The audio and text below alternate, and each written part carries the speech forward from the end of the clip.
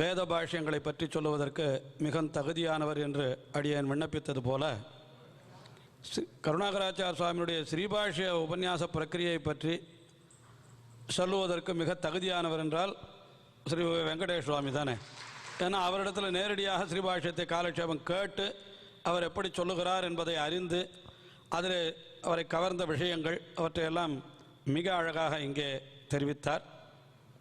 அடுத்தபடியாக ஸ்ரீவே அக்காரக்கனி ஸ்ரீநிதி சுவாமி, அவர் கருணாகராச்சார சுவாமி வேதங்களுக்கும் திவ்ய பிரபந்தங்களுக்கும் பாலமாக இருந்து கொண்டு அவை எப்படி அதாவது திவ்ய பிரபந்தங்கள் எல்லாம் ஆழ்வார்கள் வாழி அருளி செயல் வாழி செய்யமறை தன்னுடனே சேர்ந்து அருளி செயல் வாழி என்று நாம் அனுசந்திக்கிறார் போல அது எப்படி கருணாகராச்சார சுவாமி மிக பொருத்தமாக காட்டியிருக்கிறார் என்பதை பற்றி இங்கே உபன்யசிக்கிறார்.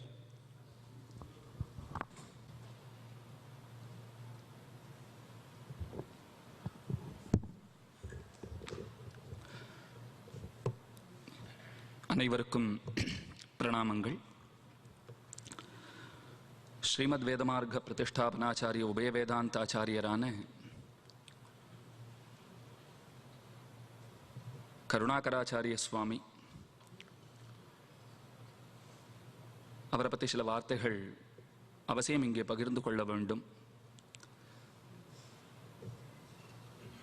அடியனுக்கு முன்பு பேசின மகனீயர்கள் ஆகச்சிறந்த வித்வன்மணிகள். ஸ்ரீமத் உபயவே வெங்கடகிருஷ்ணன் சுவாமி எங்கள் ஊர் மாப்பிள்ளையான வாசுதேவாச்சாரிய சுவாமியை அவர் நாவல்பாக்கம் சுவாமி நாவல்பாக்கம் சுவாமின்னு சொல்கிறச்சே அத்தனை ஆனந்தம். ஏன்னா வாசுதேவாச்சார சுவாமி திருவுள்ளத்தில் நாவல்பாக்கம் சுவாமி ரொம்ப பெரிய ஒரு மகான், நம்மிடையே வாழ்ந்த மிகச்சிறந்த மகான். சாதாரணமாக இவருடைய திருவுள்ளம் அப்படி நாவல்பாக்கம் சுவாமின்னு சொல்லிட்டா கொஞ்சம் அவருக்கு பகீர்னு தான் இருக்கும். ஆனால் அடியவங்களுக்கு பெருமையாக இருந்தது. ஏன்னா அத்தனை கைங்கரியங்களே சம்பிரதாயத்துக்கு செய்து வந்து கொண்டிருக்கிற மகனீயர். அவர் நன்னா பேசினதுன்றது ஒரு பெரிய ஆச்சரியம் இல்லை. அடுத்தது ஸ்ரீ உவே வெங்கடேஷ் சுவாமி மருத்துவர். அவர் எல்லாத்தையும் சொன்னார். நாங்கள் எவ்வளோ சிரமப்பட்டு படிச்சிருக்கோன்னார். வேடிக்கையாக ஒரு விஷயம் ஞாபகம் வந்தது. ஆரோ ஒருத்தர் ஒரு மருத்துவர் இடத்துல கால்கள்லாம் என்னமோ நிறம் மாறிண்டே இருக்கு, என்னன்னு தெரியல அப்படின்னு போனார். ஐயோ அது ரொம்ப ஆபத்தான வியாதி, உடனடியாக ஒரு விரலையாவது வெட்டினால்தான் நீ பிழைப்பாய் அப்படின்னு மருத்துவர் சொல்லிவிட்டார். சரின்னு விட்டார், வெட்டியாச்சு. திரும்ப 2 மாதம் கழிச்சு வந்தார். திரும்பவும் அதே மாதிரி நிறம் மாறிண்டே இருக்குது. இப்போ பாருங்க தொடையெல்லாம் கூட ஆயிருக்கு. இல்லை காலையும் வெட்டணும், உயிர் முக்கியமாக காலான்னார். அவர் உயிர் தான் முக்கியம், வெட்டிக்கோன்னு விட்டார். அதையும் வெட்டியாச்சு. அப்புறம் இடுப்பு பகுதியெல்லாம் பார்த்தா நிறம் மாறிட்டு இருந்தது. போய் கேட்ட உடனே தான் டாக்டர் தலையை சுரிஞ்சுட்டே சொன்னார், நீ உடுத்தின்னு இருக்கிற லுங்கி சாயம் போகிறதுப்பா, அதை இப்போ தான் கண்டுபிடிச்சேன்னார். விரலையும் காலையும் வெட்டின பிற்பாடு தான் அவருக்கு தெரிஞ்சிருக்கு. இப்போது இவர் கஷ்டப்பட்டதுக்காக நாம் கஷ்டப்படுறோமோ என்னமோ. அவர் சுவாமியினிடத்துல இருந்து கருணாகராச்சாரிய சுவாமியினிடத்தில் விசேஷமாக அத்தியனம் செய்து கொண்டிருக்கும் அவர், வாசித்து கொண்டிருக்கும் அவர். அவர் ஸ்ரீபாஷ்யத்தை எப்படியெல்லாம் விளக்குவாருங்கிறத இவர் சொல்கிறச்சே எங்களுக்கெல்லாம் அவரிடத்துல கேட்கணுங்கிற ஆசையை தூண்டி விட்டார். ஆனால் இந்த சத்துவகுணம் கொஞ்ச நேரத்துக்கு தான் இருக்கும், இங்கேருந்து வெளியில் போன உடனே போயிடுறது. இந்த இடத்துல பேசுவதற்கு அடியனுக்கு என்ன தகுதி இருக்குன்னு பார்த்தால் தகுதி இன்மையே தகுதி என்று அடியன் கருதுகிறேன். சுவாமியின் இடத்துல அடியன் வியந்த விஷயம், நாம் ஏதாவது ஒரு சந்தேகம் கேட்டோம்னு சொன்னால் அது எந்த நேரத்திலே நாம் அவரை அலைபேசியிலே தொடர்பு கொண்டாலும் இல்லைனா வெங்கடேஷ் சுவாமி போல்வார் மூலமாக தொடர்பு கொண்டாலும் அதை நான் அவனே கேட்க மாட்டானா, உன் மூலமாக தான் கேட்கணுமாங்கிற அந்த எதிர்கேள்வி எல்லாம் இல்லாமல் நாம் என்ன கேட்குறோங்கிறதை புரிந்து கொண்டு அதற்கு தகுந்த பதில்களை அளிப்பதிலே இன்றைக்கு ஒருவர் உளரேல் அது நிச்சயமாக கருணாகராச்சாரிய சுவாமியைத்தான் நாம் சொல்லணும். இது பாருங்க, இப்படி ஒரு ஃபங்க்ஷன் இன்னைக்கு நடக்கிறது, நீ பேசவான்னுட்டு அவர் யார் மூலமாவது அடியனை கூப்பிட்டுருக்கலாம். தானே ஃபோன் செய்து நீர் அவசியம் வர வேண்டும் அப்படின்னு நியமித்து இத்தனை பெருங்கருணை. தலைப்படி எனக்கு திவ்ய பிரபந்தங்களுக்கும் வேதங்களுக்கும் அவருடைய பாலமாக இருந்திருக்காருங்கிறது தலைப்பு. கருணாகரன் ராமனுடைய திருநாமம். ராமன் பாலம் கட்டினவர். சேது அமிர்தஸ்ய ஏஷ சேத்துன்னு பகவானே ஒரு சேத்துவாக நாம் கொண்டாடுகிறோம். வேகா சேத்துன்னு காஞ்சிபுரத்தில் யதோக்தகாரி எம்பெருமான் சேவை சாதிக்கிறார். வெக்கணை பெருமாள்னு கொண்டாடுகிறோம். உபனிஷத்தும் அவனை சேத்துன்னே கொண்டாடுறது. சேத்துனா ராமன், சேதுராமன் நமக்கு ஞாபகம் வருகிறார். அந்த ராமனுடைய திருநாமத்தையே வகித்திருக்கும் அவரான நம்முடைய சுவாமி திவ்ய பிரபந்தங்களுக்கும் பரமோபகாரம் செய்திருக்கிறாருங்கிறது தான் உண்மை. ஸ்வஸ்தி வாசனத்தினுடைய தொகுப்பில் இருக்கக்கூடிய மந்திரங்கள், அவைகளுக்கு பரமை காந்திகளின் ஸ்வஸ்தி வாசனம்னு ரொம்ப விசேஷமாக பல அர்த்தங்களை நம்முடைய சுவாமி சாதித்திருக்கிறார். அது புத்தக வடிவமும் பெற்றிருக்கிறது. மேதாவிமணி ஸ்ரீ உவே வெங்கடகிருஷ்ணன் சுவாமி சாதித்தார் போலே அர்ச்சாவதாரத்தை முக்கியமாக கொண்டு ஓரோரு வேத மந்திரமும் அர்ச்சாவதாரத்தை எப்படி ஸ்லாகிக்கிறதுங்கிறத அதிலே பறக்க உபவாதித்திருக்கிறார். ரொம்ப ஆச்சரியமாக அவைகளை விவரித்திருக்கிறார். அதிலே அடியன் கண்டு வியந்த விஷயம், இன்னைக்கு ஸ்ரீ வைஷ்ணவ சம்பிரதாயத்தில் முக்கியமாக ஒரு விஷயம் சொல்லணும். எனக்கு இந்த ஹீரோ தான் பிடிக்கும், அந்த ஹீரோ தான் பிடிக்கும்னு சொல்றா போலே சம்பிரதாயத்துக்கு அத்தனை ஆச்சாரியர்களும் நிறைய உபகாரங்களை செய்திருக்கிறார்கள். நம்மாலே அனைவரும் மதிக்கப்பட வேண்டியவர்கள், மதிக்க தகுந்தவர்கள், நம்மிலும் உயர்ந்தவர்கள். ஆனால் தெரிந்தோ தெரியாமலோ சில இடங்களில் நாம் அதை பார்க்கலாம். இவர் ரொம்ப உயர்த்தி, அவர் ரொம்ப உயர்த்தி. இன்னும் நிறைய பேர் எப்படி தப்பாக புரிஞ்சுட்டு இருக்கானா, ஒருத்தரை தப்பாக பேசினா, உனக்கு பிடிச்சவரை தப்பாக பேசினா அப்படின்னு, இவரை தப்பாக ஒருத்தர் பேசிவிட்டா இன்னொருத்தரை பேசுறது என்றைக்குமே ஒரு தீர்வாக ஆகாது. நமக்கு எல்லா ஆச்சாரியர்களும் முக்கியம். அதை நம்முடைய சுவாமி தன்னுடைய புத்தகங்களிலேயும் சரி, உபன்யாசங்களிலும் சரி, ஓர் ஆச்சாரியரையும் விடாமல் நாதமுனிகள் தொடங்கி மணவாள மாமுனிகள் பரியந்தம், வேதாந்த தேசிகனாகட்டும், அழகிய மணவாள பெருமாள் நாயனார், பிள்ளலோகாச்சாரியர், ஆச்சாரிய ஹிருதய வியாக்கியானத்திலே மணவாள மாமுனிகள் இப்படி சாதித்தருளுகிறார். ரொம்ப வியந்த விஷயம். இப்போ சொல்றச்சே கூட சாதாரணமாக சில பேரை சொல்லச்சே இவர் இப்படி அருளி செய்தார், அவர் அப்படி சொல்லி இருக்கிறார்னு முடிச்சுட்டு போகலாம். ஒன்றும் தப்பு ஒன்றும் கிடையாது. சொல்லி இருக்கிறார்னு சொன்னால் அது ஒன்றும் தப்பாக பட போகிறது இல்லை. ஆனாலும் ஓரொருத்தருக்கும் அத்தனை பேருக்கும் என்ன மரியாதை நம்மால் வழங்கப்பட வேண்டுமோ அதை கன கச்சிதமாக எல்லா இடத்திலையும் கொடுத்திருக்கிற பெருமை, அது நிச்சயமாக நாம் கைக்கொள்ள வேண்டிய ஒன்று, கற்றுக்கொள்ள வேண்டிய ஒன்று. இன்னொன்னும் சரி, வேதாந்த தேசிக சம்பிரதாயத்தை சேர்ந்தவர், அவருக்கு நிறைய ஞானம் வேதாந்த தேசிக கிரந்தங்களில் உண்டு. அந்த அளவோடு நின்று விடாமல் ஆச்சாரிய ஹிருதயத்தில் இந்த இடத்துல மாமுனிகள் இப்படி சாதித்தருளுகிறார்னு சொல்லணும்னு இருந்தால் அவருக்கு அதில் எத்தனை தூரத்துக்கு அதிலே ஞானம் இருக்க வேண்டும், அதுவும் நாம அனுபவிக்க வேண்டிய ஒரு அம்சம். இந்த 11வது மந்திரம் உத்தர்ஷய மகவன் என்று தொடங்கும்படியான மந்திரம். இதில் மகவன் திருக்கோவலூர் ஆயனை சொல்லுகிறது, இடைக்கழி ஈசனை சொல்லுகிறது அப்படிங்கிற ஒரு அர்த்தத்தை காட்டிட்டு வரார். அதை காட்டுகின்ற பொழுது இந்த இடத்துல ஆயுதானி உத் சத்வானாம் மாமகானாம் மகாம்சிங்கிற இடத்துல உள்நாட்டு தேசுங்கிற வார்த்தையை எடுத்து பெரிய திருவந்தாதி பாசுரத்தை அந்த இடத்துல மேற்கோள் காட்டி, அந்த பாசுரம் இந்த இடத்துல இந்த வேத மந்திரத்தோட எப்படி ஒருங்கிணைந்து செல்கிறது அப்படிங்கிறத தனக்கே உரிய பாணியிலே ரொம்ப ஆச்சரியமாக தெரிவித்திருக்கிறார். இப்போ உள்நாட்டு தேசுங்கிறதுக்கு பெரியவாச்சான் பிள்ளை 2 ஆச்சரியமான அர்த்தங்களை காட்டுறார்.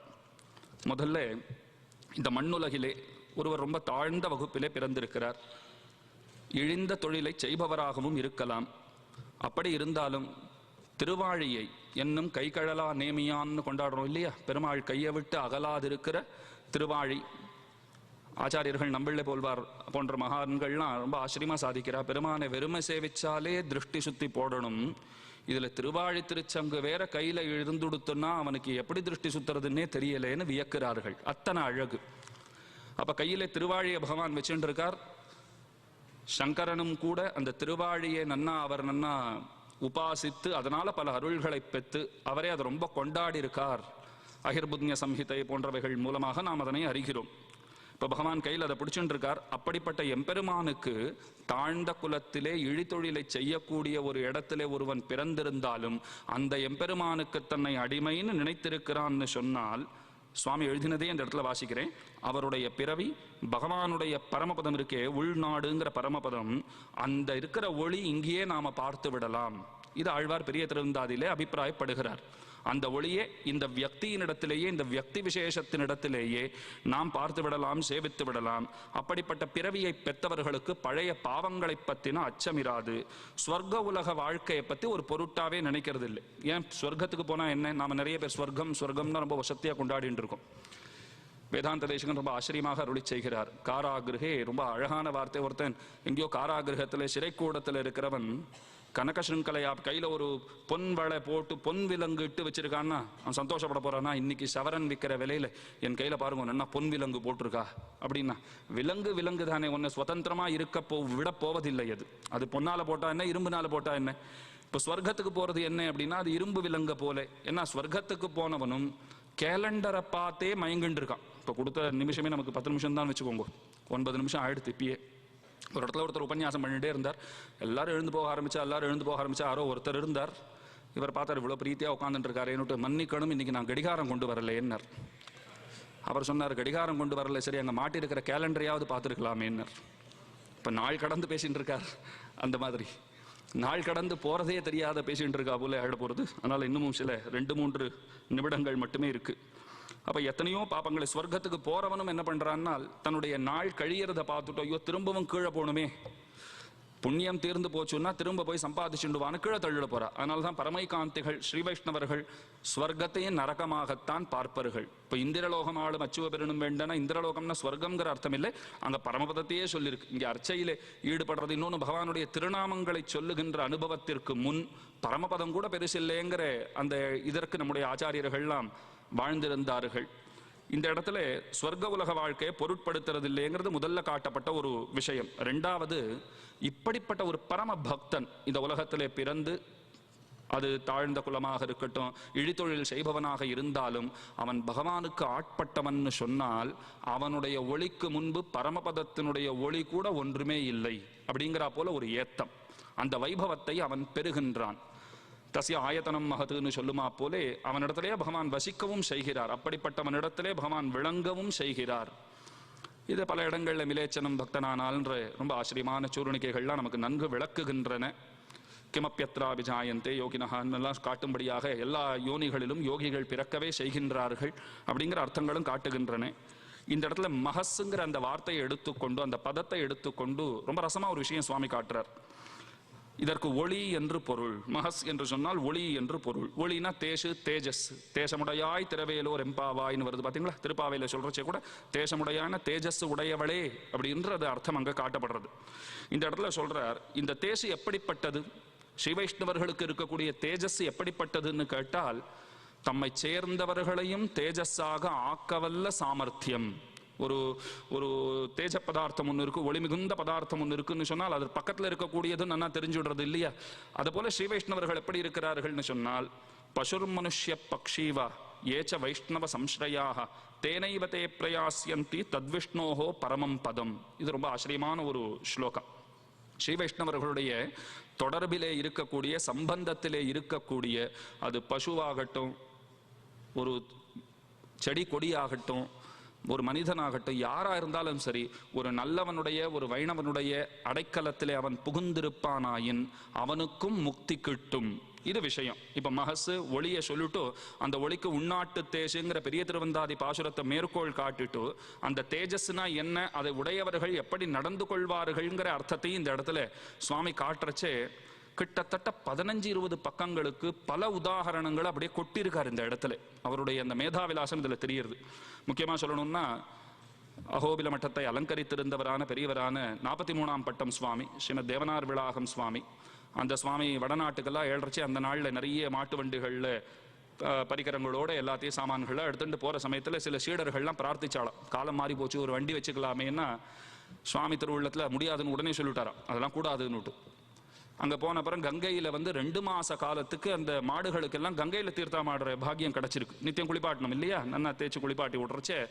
அப்ப இந்த வாகனங்கள் வச்சுக்கலாமேன்னு சொன்ன சுவாமியை பக்கத்துல கூப்பிட்டாரா சுவாமி, இங்க வரும் அப்படின்னுட்டு, உம்ம பேச்சை கேட்டு நான் வண்டிகளை ஏற்பாடு பண்ணியிருந்தேன்னா இந்த மாடுகளுக்கு 2 மாசம் கங்கா ஸ்நானம் கிடைச்சிருக்குமா அப்படின்னு கேட்டார் அப்படிங்கிற ஒரு செய்தி. இதை பார்க்கறச்சே அவளுக்கு எத்தனை ஒரு பரந்த ஹிருதயம். இன்னைக்கு சுருங்கி போயிருக்கிற ஒரு உலகம் இது எல்லா விஷயத்திலையுமே.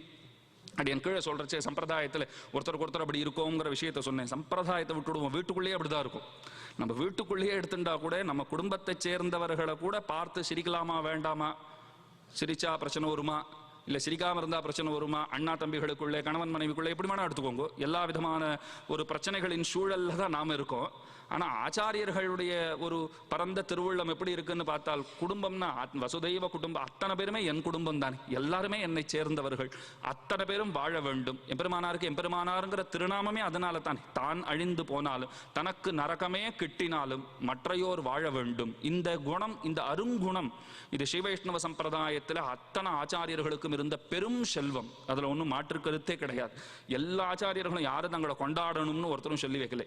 அத்தனை பேர் உங்களுக்கு இந்த விஷயத்தை சொல்கிறேன், வேதாந்த தேசிகனாகட்டும் மணவாள மாமனிகளாகட்டும், நீங்கள் எடுத்துக்கணும்னா எடுத்துக்கோங்க, விடுறதுன்னா விட்டுடுங்க, உங்களுக்கு தான் லாப நஷ்டங்களை நீங்கள் பார்த்து கொள்ள வேண்டியதுன்னு தானே அவள் சொல்லியிருக்கா. சொல்றது எங்கள் கடமை, சொல்ல வேண்டியது எங்கள் பொறுப்பு, சொல்லுகிறோம் அப்படின்னு சொல்லியிருக்கா. அப்போ அவர்களுடைய தேஜஸ் நம்ம என்ன செய்யறதுன்னு பார்த்தால், தங்களைப் போலவே நம்மையும் ஆக்குகின்றன. திருக்கோட்டியூர் நம்பி ரொம்ப அழகாக ஒரு விஷயம் சொல்லுவார். ஒரே ஒரு நிமிஷம் எடுத்துக்கிறேன். அவர் சாதிப்பதாக ஒரு விஷயம் வியாக்கியானங்களிலும் வார்த்தாமாலை போன்ற கிரந்தங்களிலும் காட்டப்படுகிறது. இந்த ஜீவாத்மா எப்படி இருக்குன்னா ஒரு இரும்பு. இந்த இரும்பை பொன்னை புடமிட ஒரு பொன்னை எடுத்துட்டு நல்லா புடம் போட அது ஒளிமிஞ்சி நிற்குமா போலே ஒரு சதாச்சாரியன் இந்த சிஷ்யனை, சத்புத்திஹி சாது சேவிஹி, அதுக்கு மேலே சமுச்சித சரிதா தத்வபோதாபிலாஷி, இப்படிலாம் இருக்கக்கூடிய ஒரு சீடனை அந்த ஆச்சாரியன் என்ன பண்றார், பொன்னை புடமிட அது ஒளிமிஞ்சி நிற்கிறதுங்கிறது ஒன்றும் ஆச்சரியம் இல்லை. இந்த இரும்பையே பொன்னாக்குகின்ற ஆச்சாரியர், இரும்ப பொன்னாக்கி அதை இன்னமும் ஒளி மிகுந்து திகழும்படியாக செய்து இதை பரமபதத்துக்கு அனுப்பிச்ச உடனே பார்த்தா எப்படி இருக்குன்னா, பிராட்டியே அதிசயிக்கிறாளாம். பிராட்டிக்கு ஆச்சரியம் ஏற்படுறதா, இது யாரு என்னோட பளபளப்பா ஒருத்த வந்து பகவானுடைய மடியில உட்காந்துட்டு இருக்கானே அப்படின்னு அவளே ஆச்சரியப்படுறா. பாதேனாத்தியாரோகத்தின்னுட்டு பெருமானுடைய பரமனுடைய திருவடிகளை பிடிச்சுன்னு மெல்ல அடியிட்டு ஏறி அவனுடைய மடியில போய் இந்த ஜீவாத்மா உட்காந்துக்கிறான். இந்த கேட்கறச்சவே நமக்கு அப்படியே மெய்சில் இருக்கும். இங்கேருந்து அங்கே போகச்சே, தூரேந்து போச்சே, பெருமான் இங்கே பெரிய திருமாமணி மண்டபத்தில் எழுதிருக்கார். அங்கேருந்து ஜீவாத்மா மெல்ல வரான். அப்படியே வியப்பா பார்த்துட்டு வரான். இங்கே உள்ள நுழைச்ச கூட வியப்பா பார்க்குறோம் இல்லையோ, அந்த மாதிரி உள்ள வந்துட்டு பகவானுடைய திருமடியில ஏறி அவன் உட்கார்ந்து கையை கூப்பிட்றான். அப்பதான் கோசியில் பெருமாள் இடத்துலேருந்து அகம் பிரம்மாஸ்மி இதெல்லாம் மேலே வருது. அப்படி சொல்றச்சே பிராட்டி பக்கத்தில் அவ்வளோ ஆச்சரியமா பார்க்குறாளாம். நான் தான் இருக்கிறதுலேயே பளபளப்பானவள்னு நான் நினைச்சுட்டு இருந்தேன், என்னை விட பளபளப்பா ஒருத்த வந்திருக்கானே எப்படி. அப்போ பகவான் சொல்றாரு, இது ஆச்சாரியர்கள் செய்திருக்கக்கூடிய பெருங்கருணை. அவர்கள் தான் இவனை நன்னா புடம் போட்டு எத்தனை காலமாக எத்தனை ஜென்மங்களாக என்னிடமிருந்து எதிரம்பு கோத்து கொண்டிருந்தான். வரமாட்டேன், தொம்மேனா அகம்மேன்னு இருந்தோம். நீ என்னுடையவன் அவர் சொன்னா, நான் என்னோடவன், நான் உன்னுடையவன் அல்லன். பெருமாள் நமக்கு ஆப்ஷன் வேற கொடுக்குறாரு இந்த லட்சணத்துல. என்ன ஆப்ஷன்னா, நீ ஏன் சொத்து அப்படின்னு நம்மளை பார்த்து சொல்றார். ஒத்துண்டிருப்பான்னு கையை கூப்பிடுறார். ஒத்துக்க மனசு இல்லையா, இப்படி பண்ணேன்ற. எப்படின்னா, என்னை பார்த்து நான் உன் சொத்து இல்லை, நீ தான் என் சொத்துன்னு சொல்லு, அப்போ கூட பரவாயில்லைங்கிறார். நீ எனக்கு அடிமேன்னு நான் சொல்றேன், ஒத்துக்க மனசு இல்லையா, என்னை பார்த்து நீ தான் எனக்கு அடிமேன்னு சொன்னாலும் பரவாயில்ல, தொடர்பு விட்டு போயிடக்கூடாது, அது ரொம்ப முக்கியம். ஆனால் நாம புத்திசாலிகளாச்சே, நாம என்ன பண்ணிடுறோம், வேண்டாம் உனக்கு எனக்கு எந்த இதுவும் வேண்டாம், நீ அனாதி நானும் அனாதி, நான் தனியாக இருந்துட்டு போறேன், ஜீவனும் அனாதி பரமாத்மாவும் அனாதி, நான் தனியாக இருந்துட்டு போயிடுறேன் அப்படின்னலாம் சண்டை போடுறவாளை திருத்தி கொண்டு போய் அங்கே சேர்க்கிறாருன்னா உள்நாட்டு அந்த தேஜஸை கொடுக்கக்கூடிய அந்த வைபவம். இந்த விஷயத்தை அவர் வருணிக்கிறச்சே எத்தனை பரந்த மனசு பாருங்க. நம் சுவாமிக்கு, கருணாகராச்சாரி சுவாமிக்கு பல திருஷ்டாந்தங்களை, தேவநாராயண சுவாமியினுடைய திருஷ்டாந்தமாகட்டும், மணவாள மாமுனிகள் பரியந்தம், புளிய மரத்துக்கு மணவாள மாமுனிகள் மோட்சம் தந்தாருங்கிற செய்தி வரைக்கும். இப்போ அதை விட்டுட்டா அவர் யாரும் இதையும் விட்டேன்னு கேள்வி கேட்க போறது இல்லை. அதை சொல்லி ஆக வேண்டும்ங்கிற நிர்பந்தமும் அவருக்கு ஏதும் கிடையாது. இதுதான் அவருடைய பரந்த விஷாலமான ஹிருதயத்தை காட்டக்கூடிய ஒரு அம்சம். அவர் பாலமாக இருக்கிறார்னு சொல்ல போனால், ஸ்ரீ வைஷ்ணவ சம்பிரதாயங்கிறது ஒரே சம்பிரதாயம், அதில் யாருக்கும் மாற்று கருத்தே கிடையாது. ஸ்ரீ வைஷ்ணவ சம்பிரதாயங்கிறது ஒன்று தான். இருக்கலாம், பல வழிகள் எல்லா இடத்துலையுமே இருக்கு. சாஸ்திரங்கிறதே பல வழிகளை காட்டக்கூடிய ஒன்றுன்னு தானே பெரியவர்களுடைய அபிப்பிராயம். அதனால இது ரெண்டு கண்களை போல ரெண்டு விதமான சம்பிரதாயங்கள், இதனுள்ளே வழிகள் இருக்கலாம். ஆனால் ஏகரீதியாக நாம் அனைவருமே ராமானுஜ சம்பிரதாயஸ்தர்கள். அப்போ நம்முடைய கருணாகராச்சாரிய சுவாமி வேதத்துக்கும் திவ்ய பிரபந்தத்துக்கும் மட்டும் பாலமாக அமைந்திருக்கவில்லை, இந்த சம்பிரதாயங்களை இணைப்பதற்கும் அவரே பாலமாக விளங்குகிறார். இல்லைனா இந்த சபையில் அடியவங்களை கூட்டு பேச வைக்கணும்னு அவருக்கு யாரும் நிர்பந்தம் என்ன? அத்தனை பிரீத்தியா அவரே ஃபோன் பண்ணி கூப்பிடணுங்கிறது எத்தனை பெரிய கிருப்பை இருக்கணும். சொல்கிற சேவை உங்களுக்கு ஒரு 10 நிமிஷம் தான் அப்படியே நினச்சிட்டேன். நாங்களாம் மேலே 5-6 நிமிஷம் எடுத்து போய் யாரும் தடுக்க போகிறது இல்லை. இப்போது அந்த மாதிரி தான் இப்பயும் ஆயிருக்கு. அதனால் கொஞ்சம் அதிகம் பேசியிருந்தேன் என்னால் க்ஷமித்தரோட பிரார்த்தித்து கொண்டு, இந்த மேடையிலே அவருக்குண்டான அவருடையதான சப்ததி மகோத்சவ பூர்த்தியிலே பேசுறதே பெரிய பாக்கியம். இப்போ அடியவங்கள் எதிர்பார்த்திருப்பது சுவாமியினுடைய சதாபிஷேக மகோத்சவம். இல்லை, அதுக்கு நடுவில் 75 ஒரு கொண்டாடணும்னு நிர்பந்திக்கிறோம், 71 கொண்டாடணும், பிரதி வருஷமும் கொண்டாடி 80 சதாப்தி இதெல்லாம் நடக்கணும். அடியோங்களும் அவர் அழைத்தாலும் அவர் அழைக்கலைனாலும் அவசியம் வந்து இந்த இடத்துல நாங்கள் சத்தை பெறுவதற்காக பேச வேண்டும்ங்கிற அதையே இவ்விடத்திலே பிரார்த்தனையாக இங்கு இருக்கக்கூடிய மகனீயர்களுடைய திருவடி இணைத்தாமர்களிலே வைத்துக்கொண்டு குத்தம் குறைகளை பொறுத்துள்ள பிரார்த்தித்துக் கொண்டு அமைகிறேன்.